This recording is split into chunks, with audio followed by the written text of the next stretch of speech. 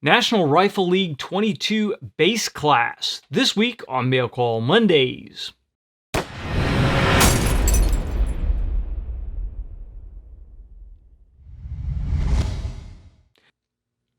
Mail Call Mondays is brought to you by Modular Driven Technologies. If you need a chassis system for your precision rifle, check out mdttac.com.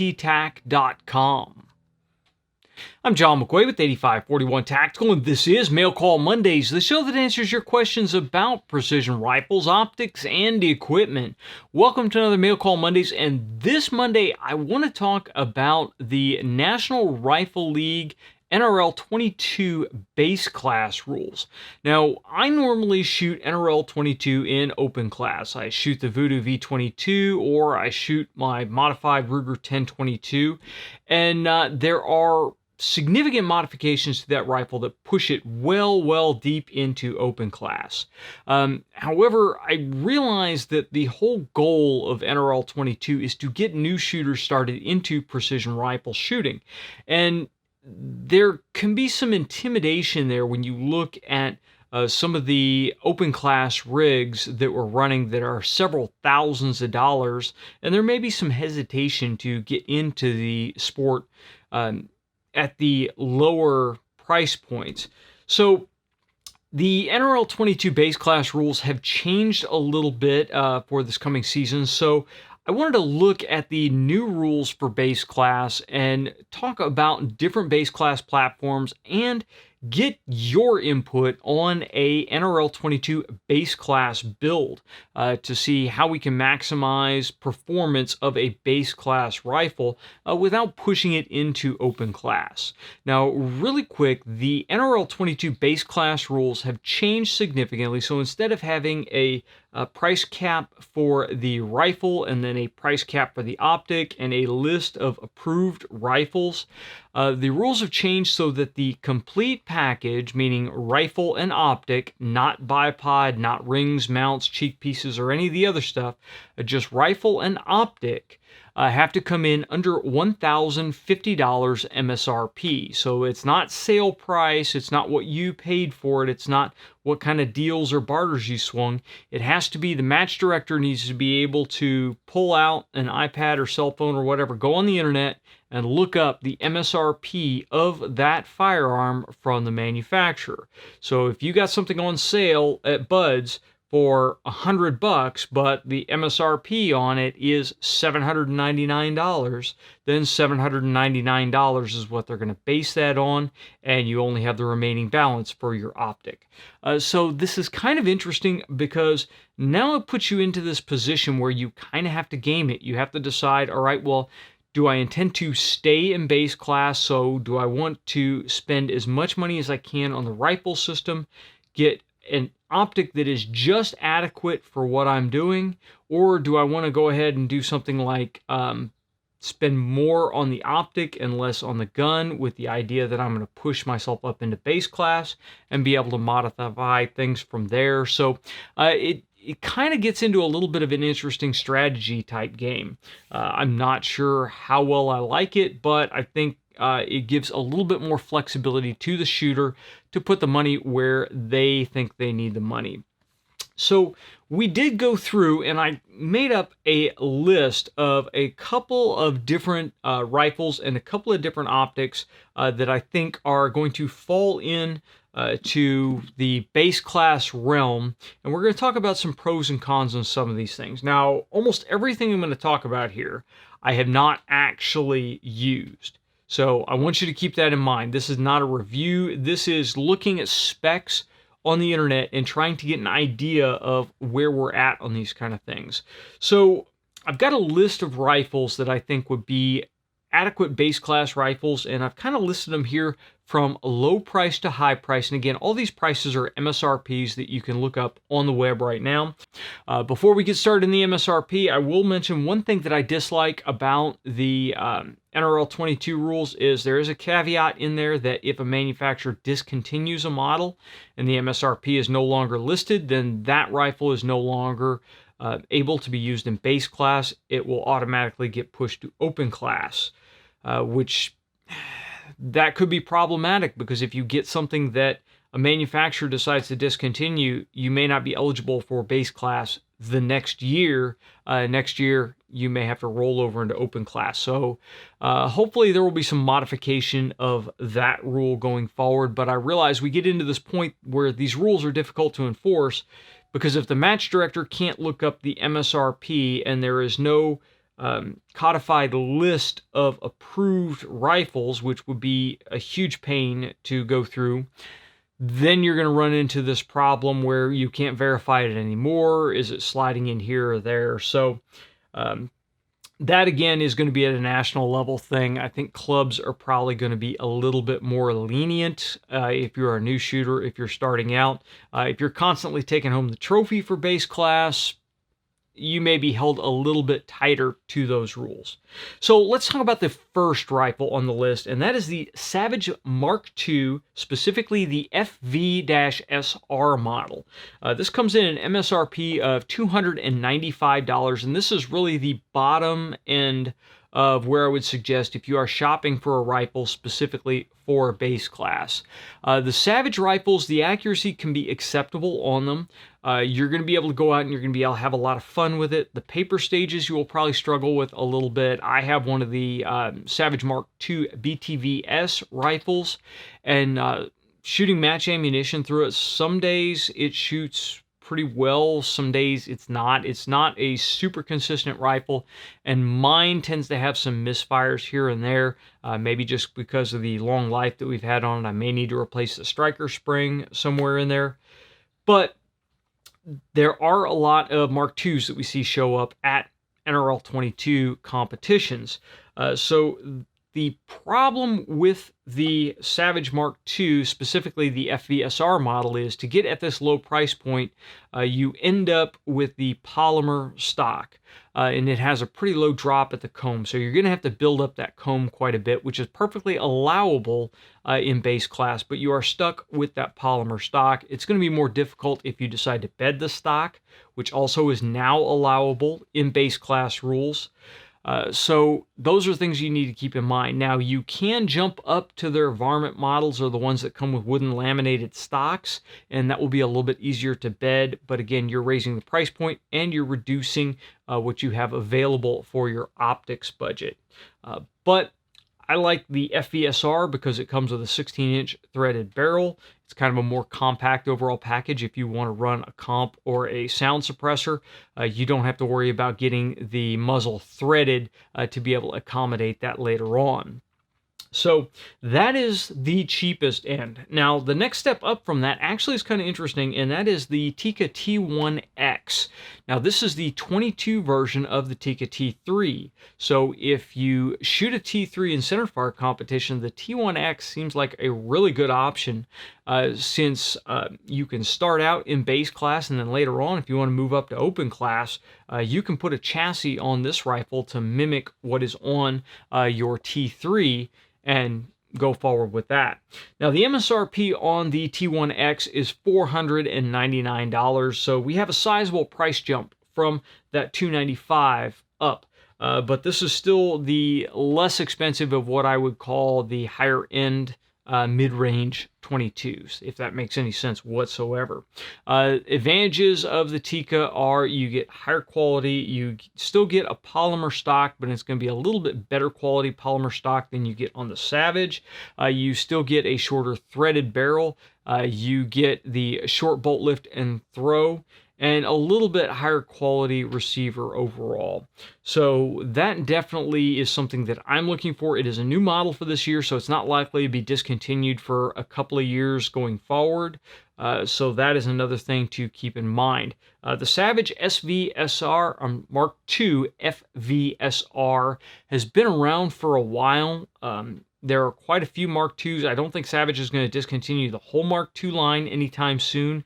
They do have the B22 line right now, which we did not put in here, which may be an acceptable option. But my concern is if they decide next year to discontinue the FVSR, then it may get dropped out of base class. So keep that in mind. Now, the next one up from the Tika is the Ruger Precision Rimfire, and this is one that has really interested me because if you shoot a RPR in centerfire, say in PRS or NRL or what have you, the Ruger Precision Rimfire is designed specifically to mimic the handling of that larger rifle.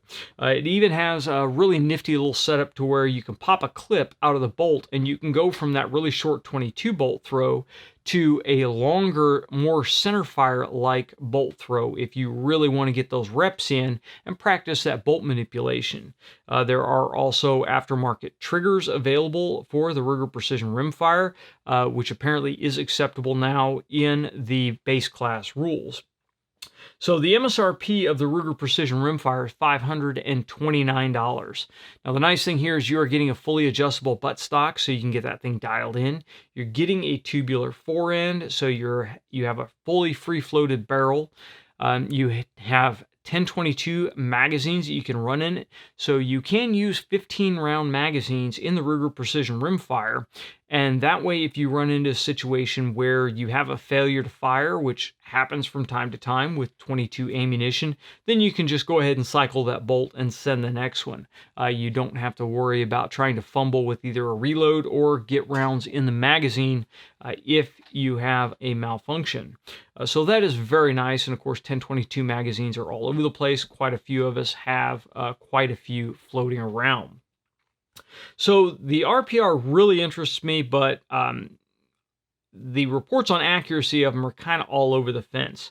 Another advantage of the Ruger Precision Rimfire, though, is you can replace the barrel, and there are tons of barrel options out there for them now. So if you want to jump up into open class with it, then the Ruger Precision Rimfire may be an option if the rest of the rifle holds a significant accuracy advantage. Then it gives you some room to move. And that's kind of what I like looking at in this, even if it's one of those where you can only shoot in base class for a couple of years and then the rifle's discontinued. It gives you an upgrade path to move into open class. The next rifle is the CZ457 Varmint Pro, which again is another new rifle for this year. The 457 Varmint Pro has that Boyd's varmint stock that we have seen on both the Savage Mark II and quite a few other options, or quite a few other rifles. So it has more of a centerfire type feel to the stock, like a larger centerfire varmint rifle. Most shooters will still find that the comb is too low, and we'll have to build the comb up with spacers. Now the MSRP of the CZ457 Varmint Pro is $588, so we're starting to creep up into that realm where there's not a ton of room left for our optic. Now it does come with a shorter barrel, comes with a threaded muzzle, so again, if you want to put a comp or if you want to put a suppressor on there, it is ready to go. It does have 10-round magazines. I don't know at this point if there are any magazine extensions. I don't know if the previous CZ magazines will work in the 457. But again, this is one that really interests me because you're working with a higher quality action. And there is a lot to be said about how the rifle feels when you work with it. The thing that I like about shooting open class is a lot of the rifles that we use in open class are heavier, larger rifles. They have a more finished feel to them. So getting that in a base class rifle is kind of important. You're still going to have a lighter bolt. You're still going to have lighter springs and everything in there. But just having a better finished component has a great advantage as far as that mental game. So again, this one really interests me. There would be some modifications that you would need to do. You do have the option to bed it. I believe that there are some triggers out there that will fit the 457 if you decide to go that route, but probably not really necessary to replace the trigger right off the bat. Then we get into the Ruger 1022, and specifically this is the 1022 Target. It has one of the more Barracuda looking stocks. If you look at some of the Boyd stocks that are out there, it's the more curvy thumbhole type stock that is on this model. And the MSRP on this one is the most expensive of the rifles that we're talking about, and it is $649. Now it comes with a shorter threaded barrel again. And shorter barrels aren't just for the ease of maneuvering around. Usually in 1022s or 22 rifles period, when you get shorter, you get a little bit stiffer barrel. And in 1022s, it's really important. You don't want a really long, heavy barrel because of the way the barrel mounts into the receiver. You can cause some droop and you can have some other problems.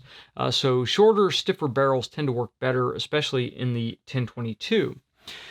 Now, drawbacks with a base model 1022, and you, of course, could go with like a sporter for a lot less money, but when you get into like the 1022 carbines, you have the barrel band, you don't have a free-floated stock, you're going to have to go in there and start doing some work.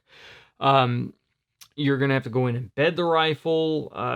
The comb is all jacked up on it, so a bunch of issues when you try to go down to the carbine. This one, it looks like it has a high enough comb that a lot of shooters are going to be able to shoot it without doing much modification to it.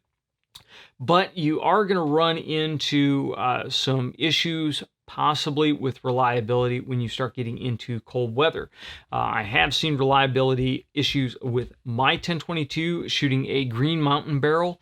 When it gets cold, it tends to get a little bit more sluggish, and if I'm not running lighter weight springs, then I can have all kinds of issues with it because that lubrication gets in there and starts to gum things up. You don't really want to switch over to high velocity ammo in the winter because then you're going to see your groups open up significantly downrange.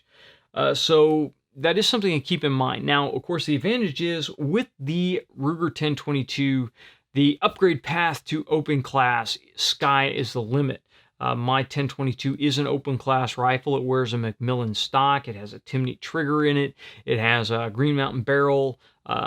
It's got a SIG Tango rifle scope on it right now. So you can really, sky's the limit with a 1022. So if you think that you may want to move that direction, then that could be an option. Now, again, the problem that you run into with that whole discontinued model thing is Ruger tends to have a huge variety of flavors on their 1022s. So if you select one of the more stylized 1022s, and more than likely this stock combination, this SKU for this 1022 that I'm speaking about here, will change for next year. So you could run into a situation where the specific model that you choose this year is discontinued next year, and you need to keep that in mind if you want to run base class for a while. That about wraps it up for the rifles. I think those give us a pretty broad price range for a variety of different budgets, and it gives you a variety of different aesthetics and different ergonomics on the rifles. Everything from your standard hunting type ergonomic all the way up to 1022 race gun and AR type ergonomics that you get with the Ruger Precision Rifle and the 1022 Target. Now let's talk about optics here real quick, and this is where it gets a little bit more mired. Now for me, when we're looking at optics, the key things that we need to have is we need to have a parallax that will adjust down to 25 yards. That is pretty much a absolute requirement for NRL 22 shooting, no matter if you're base class or open class, because there are some very expensive optics that would be qualified for open class that won't adjust down to that. They'll have a 30 or a 50 yard minimum parallax because they're designed for centerfire rifles, and that will cause you a great deal of problems when you're trying to dial in on a 1/4 inch swinger at 25 yards. So you want that 25 yard parallax setting. Now that is the ironclad, you have to have this. Everything else is pretty much negotiable. So the options that I like to have beyond there is I like to have a magnification range in that 3 to 15 to 6 to 24. My preference is that 6 to 24 or 5 to 20 range. That gives me a really good variety of things to do. I can dial up for paper. I can dial up to see smaller targets at that 100-yard position. But it still gives me a lower magnification range for when we have to move forward and back from 25 50, 75, 100, and then back in. Very often we will have them with a little bit of horizontal dispersion across the range, and so you need to be able to see where that next target is to get on it quickly. So those kind of magnification ranges work best. Now, if you need to skimp on price, you can get down into 3 to 15 power. That's going to work well for you. I think if you get down into that 3 to 9 power, that's going to cause some serious problems with you, with getting a little bit better sight picture on the smaller, finer targets. The first focal plane versus second focal plane argument. First focal plane is my first choice, but if you have to go to second focal plane to get into your budget to get a little bit more accurate rifle, that may be a trade-off that you can make if you want to stay in base class. Exposed turrets are nice to have. If you don't have exposed turrets, you're going to have some kind of graduated mill reticle or some kind of grid type reticle. So I would suggest exposed turrets. I would suggest a gridded reticle or a mill-based reticle. Well, it could be mill or MOA. It doesn't matter which. But it has to be a graduated reticle that you can use for holdovers, because on cheaper scopes, the turrets may not be as accurate as you want to have them. So starting off in the range of optics, and again, I have not tested all of these. There are a handful that I've actually shot or handled, but I have not done a full review on any of these guys. The first one we'll talk about is the Primary Arms Silver Series 4 to 14 by 44. This is a first focal plane optic. It does have exposed turrets. It does have a mill-based reticle. So that optic comes in at the low end $229.99. So that gives you plenty of room if you go with a higher end scope. It does have a standard mill dot reticle in it. I didn't see any that had a gridded mill or MOA based reticle that came in at that price point. So you're stuck with the standard mill dots, which is not ideal. I shot mill dots for a very, very long time, but I prefer a gridded or a hash mark type mill reticle now, especially when we start getting into the smaller targets. It's harder to lose them with a hashed reticle than it is with large mill dots. So that one looks to be a decent option. Again, we haven't gotten one in. I may try to get a hold of one just to give it a try because it is on the lower end. I didn't see many other Primary Arms optics that kind of hit all the marks on what we want for a base class optic. So then I bumped up to the Athlon Optics. Now, Athlon is a big name. They put a lot of push into their marketing and their sponsored shooters and that kind of thing. So even on the centerfire side, you hear a lot about Athlon. And they have a very wide range of optics from the cheap end all the way up to more expensive centerfire oriented optics. The first on their more NRL oriented optics that we looked at was the Talos BTR 4 to 14 by 44. This comes in at $359.99, so still a relatively low point. We've got that 4 to 14 magnification range, which 14 should be sufficient for hitting the smaller targets at 100 yards or the paper targets out there. You do have exposed turrets. You start to get up into the gridded or Christmas tree reticles, which I really prefer, because when you get on these cheaper end scopes, you may not get consistent turret movement. So a lot of times it's going to be better just to leave your zero alone and just hold for wherever you need to hit. With a 22 and with NRL competition where you are generally going to zero at 50 and then hold for 25, for 75, and for 100, it's not really difficult to remember what your holdover is and go ahead and make do with what you need to do. So that is a nice feature set for that price. Now, if you can go up a little bit higher, you get into the Argos BTR 6 to 24 by 50, and that one is $449.99. So you're chewing up almost half your budget with your optic. And the Argos is okay. What you run into, and this is an Argos here in front of me. This is the 8-34 by 56, and I actually ran this on the 1022 for a little while. The turrets on it are not terrible. There's a little bit of lash in the turrets. The return to zero on this one was fairly decent. Don't think that because it goes up to 34 that you're going to be able to run the guy on 34 all the time. It gets rather milky and a little bit hazy up at 34. But in the lower, say the 25, 24 magnification range, this scope is fairly sufficient. We've got parallax down to 15 on this model. Most of them will adjust parallax down to 25, so your parallax adjustment is going to be just fine on this model. Now the 8-34 that I have here, this comes in at $469.99, but again, that top end is a little bit milky. I don't really see spending the extra money on the 8-34 model versus going with the 6-24. The 6-24 is what I would recommend. Again, we have a gridded reticle.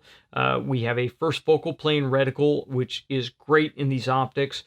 This guy I threw a little cattail on here, so while the magnification is kind of stiff, you can still dial through pretty quickly to get high and get low if you need to drop back, locate a target, and then dial back in to hit it. So kind of nice overall there. Big 56 millimeter objective. That is a pro and a con. The 56 millimeter objective allows a little bit more light through, but you also run up into places where you need to run the optic higher to clear the barrel, and that again causes you to have to push that comb up higher to get a good cheek weld. So a little bit of trade-off there, but overall, I think the Argos is a solid choice for a base class rifle. Next, we get up a little bit higher in price point to the Helos BTR. And the Helos BTR 6-24 by 50 is $683.99. So now we've really eaten up the majority of our budget with our optics. So that limits you to the less expensive base class rifles that we discussed to be able to get in and get that optic. Now, the advantage there is the Helos BTR 6-24 is really a fairly decent optic for this kind of setup. So switching that over into open class is really not going to handicap you much. So if you decide to spend your money on the optics side of things and carry that optic with you into open class, if you decide to upgrade your rifle later on, then you're going to be good to go. The problem there is that you are not going to be able to go with the more expensive rifles in base class. You're going to have to go with the cheaper rifles to get that optic in base class. Again, the Helos carries all the advantages of the Argos. You get a little bit better glass quality. You get a little bit better internal mechanism with the Helos. I've got the Helos 6-24 right now on a 300 Win Mag, and it hasn't died yet. So it is a fairly decent quality optic for the price point. Now let's switch over and let's talk about Vortex really quick, because there is one optic in the Vortex lineup that really drew my attention specifically for base class NRL, and that is the Diamondback Tactical First Focal Plane 6-24, and that one comes in at $499.99. So you've dropped half your budget on the optic. That leaves half your budget for the rifle, a little bit more. So that leaves you $551 to drop on your rifle. Now, you get a ton of advantages with this. You get a first focal plane gridded reticle. You get the 6-24 magnification range. You get 25-yard parallax adjustment. You get exposed turrets, and typically in Vortex's offerings, when you go to the less expensive scopes, there is a little bit of lash in the turret. The clicks are not super distinct, but they're still totally usable. So you still get a large objective in this optic, which means, same thing here. You're going to have to raise it up a little bit. It is a larger overall scope, but that shouldn't really cause you any problems. And again, the Diamondback Tactical is not going to cause you any problems moving over into open class. It is not the greatest optic if you're shooting in open class, but there are a lot of open class shooters that are shooting top end Bushnell, Night Force, SIG, a variety of other optics in there. I'm sure there are guys out there shooting Schmidt and Bender scopes in open class. So keep that in mind, but I don't think that you will miss any targets because you're running a Diamondback tactical versus a super high end if you need to carry that over into open class. I looked at a lot of other Vortex optics, and none of them really jumped out at me as really good options for base class because either the MSRP was too high and left you hardly anything for the rifle at all, or you had to sacrifice things and go to capped turrets and second focal plane, and then you didn't have the parallax adjustment that you need. So really, the Diamondback Tactical first focal plane looked like a good option. The Viper PST obviously is really too expensive. The Viper HS models, again, you lose a lot of features that you really need in NRL 22 competition. So switching over to the Bushnell side of things, really the only Bushnell scope that jumped out at me in the price range that we need with the features we need is the Bushnell Engage 3 to 12 by 42, but this is a second focal plane scope. So you're going to have to work with that, which means if you're running any holdovers, you're either going to have to apply a correction factor or you're going to have your magnification at your maximum setting. So just bear that one in mind. That really doesn't appeal to me, but that scope comes in at the $327.99 price point. So you have some extra room for your rifle, but for me, I've missed too many shots when I try to go back and forth between second focal plane scopes and first focal because I will forget or I will bump the scope off of maximum magnification and not remember to go back and dial it back up before I'm firing. A lot of issues that I don't really want to deal with because I don't have to. The second focal plane options are out there.